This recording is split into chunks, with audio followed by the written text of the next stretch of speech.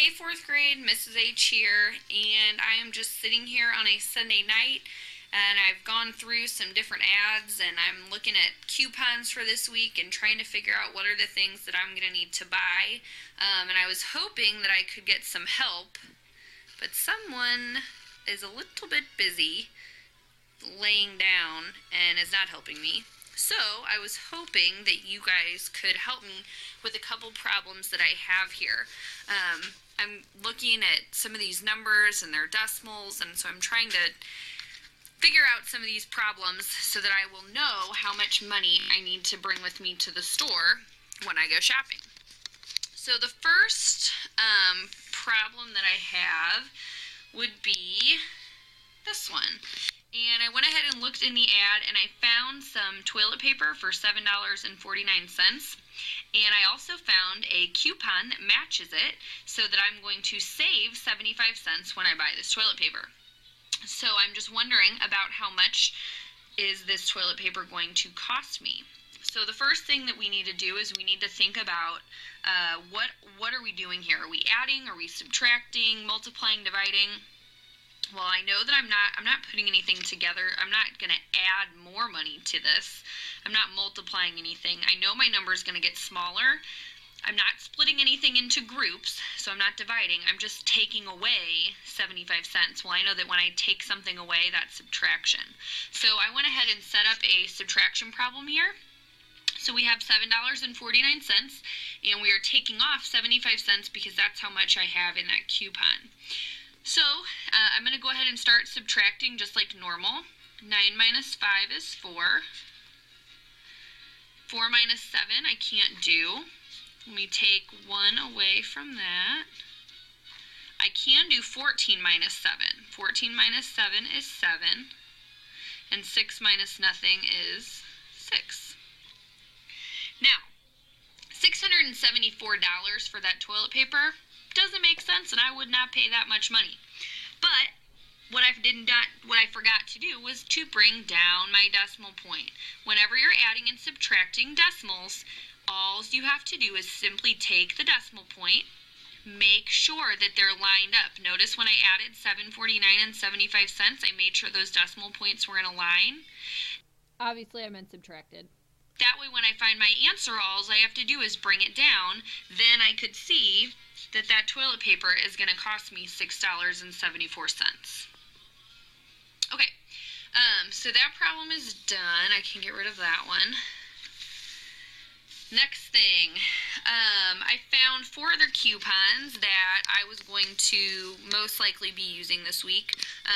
These are just some simple things that we use around the house. Granola bars, I like those. Some pop chips, very good if you've never had them. Some laundry detergent, and Mr. H's favorite, Pringles. But I will only be buying the red can, the original flavor, because that's the only one he eats. So I'm just wanting to know, with these 4 coupons, how much money is going to be taken off of my total bill? Like, how much money do I have total in coupons? So again, I need to decide what operation am I using here. Well, yes, these are coupons, but I'm not subtracting like I just did with the toilet paper problem, because I'm wanting to know the total of these 4. So that to me sounds like adding. I'm going to be putting them together and then finding the sum.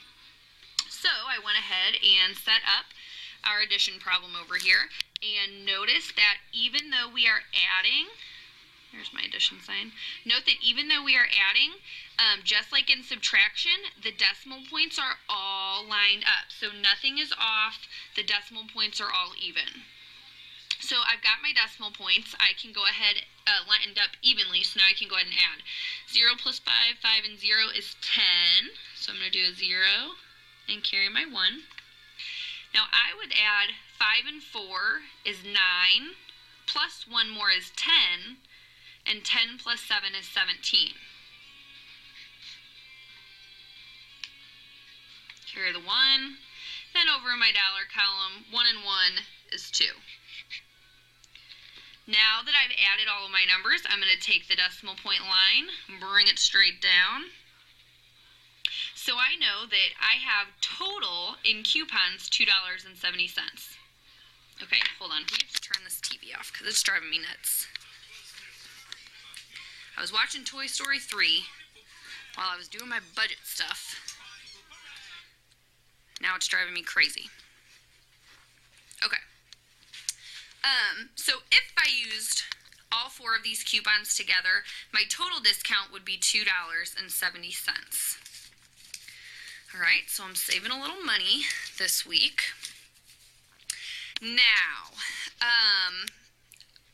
I'm also trying to figure out macaroni. Macaroni, the ever popular food. Macaroni and cheese is one of my favorite things. And it just so happens to be on sale this week for 79 cents per box. Now, when I buy macaroni, I don't just buy 1 box at a time because that's not enough. I buy 5 boxes. Now, I don't necessarily need to know exactly how much this one's going to be. I just want an estimate so that when I go to the store, I know about how much money I'm going to spend. So I'm not going to add, because 79 cents plus 5, that's not telling, I'm not putting these things together. I'm not taking anything away. I think what I'm doing here is I'm multiplying, because I want 5 boxes, and I know that each box is 79 cents. So I have 79, 79, 79, 79, 79. But 79 times 5 is not something that I can do quickly in my head. I am going to be estimating here. Now, I know I'm going to kind of use a benchmark, and I know that 79 cents, that's pretty close to 80 cents. They're very close. I could multiply 80 by 5 a lot faster than I could multiply 79 by 5, because I know that I could take 8 times 5, which is 40, and then I could add the 0 from the 80. Now, am I going to be spending $400 on macaroni? Hope not. If I put that decimal point back here in the 80, count how many decimal places I have here. I have 2 decimal places. That's how many decimal places I need in my answer. So I'm going to have about $4 in macaroni. It might be a little bit less because the actual price is 79 cents, but it's good for me to have an estimate when I go so that I have an idea of about how much I will spend. All right, I only have one more problem, and it's a tricky one. Now, Mr. H went to Target this week because he had to grab a couple things for me, and I was trying to put it in our budget because one of the things that he bought was a belt, and I needed to know how much he spent on that belt. Well, Cosmo, hey, someone decided that it would be a good idea to take a bite out of the receipt. It was him. And now I cannot see how much the belt was, so I don't know what to put in the budget. He only bought 2 other things. He bought some tissues and then some contact solution for me, and I know the total. So I need to think about what are the things that I know already in this problem. Let's flip this like this. So one thing I know is that he spent $5.09 on tissues, and I also know that he spent $16.33 on contact solution. Ridiculous. And I know that the total he spent was, now this is without tax, $46.41. And I need to know how much was the belt. I know these 2, I know the total, but I don't know the belt. Well, I think that the first thing I'm going to do is put these 2 things together and see how much of the total these 2 are. So I've got my decimal point lined up. 9 plus 3 is 12. Carry my 1. 3 and 1 is 4. 5 and 6 is 11. 1 and 1 is 2. Now I cannot forget the very important, bring down that decimal point. Okay, so it looks like on the tissues and the contact solution, it was $21.24. I still don't know how much the belt was. 42 cents. Sorry. But I do know the total. So I know one part and the total. I'm missing the other part of that answer because it should be $21.42 plus the belt. And when I add those things up, it should equal $46.41. But I don't know the belt because someone decided to take a bite out of it. Well, how can I figure this out? I know that I can't add anything to figure it out, but what I think I could do is subtract. I bet if I took this $46.41 and I took away the part we knew, the $21.42, that would give me what was left, or the belt. I'm going to try out that strategy. $46.41, and I said I'm going to take away the part that we know, which is the $21.42. I made sure my decimal points were lined up, so I can go ahead and subtract. 1 minus 2 I can't do. Let me go borrow. 4 minus 4, or change that to a 3. 11 minus 2 is 9. Ah, get the way, bug. I can't do 3 minus 4. Let me borrow from the 6. What? Got it. Sorry. Let me borrow 1 from the 6, turn it into a 5. 13 minus 4 is 9. 5 minus 1 is 4. And 4 minus 2 is 2. All important step, bring down that decimal point. So this is telling me that the belt should be $24.99. Now, how can I check to make sure if that's right?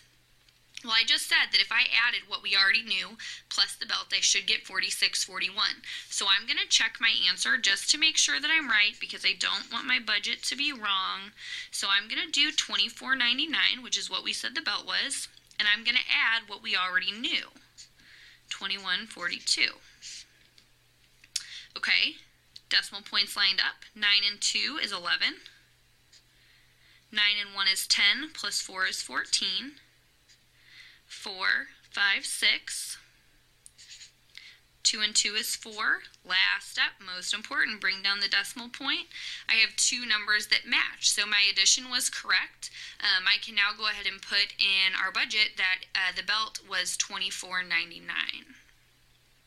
All right, last thing, and it is simply a review for us that we can use to add, subtract, divide, multiply fractions. So, step number 1 is that you need to decide whether you are doing addition or subtraction or multiplication or even division of fractions. That's the first step. Step number 2. Set up your problem, making sure to line up the decimals. That decimal being lined up is the all-important piece. Step 3 is to add, subtract, or multiply just like normal. And then that fourth step is to put the decimal in the correct spot. That decimal point has to be brought down. Okay, now, that stupid bug is still alive. Look at it. Now it's dead. Okay, here is your assignment. I want you to take a look at this page. And on that page, I want you to create both an addition problem and a subtraction problem based on something you see here. You can choose anything on the page as long as it has some kind of a decimal to it. So, as long as it has a decimal, you can't just add 4 plus 6. I want it to have a decimal. One addition problem, one subtraction problem. Put it in your math notebook and have a good night.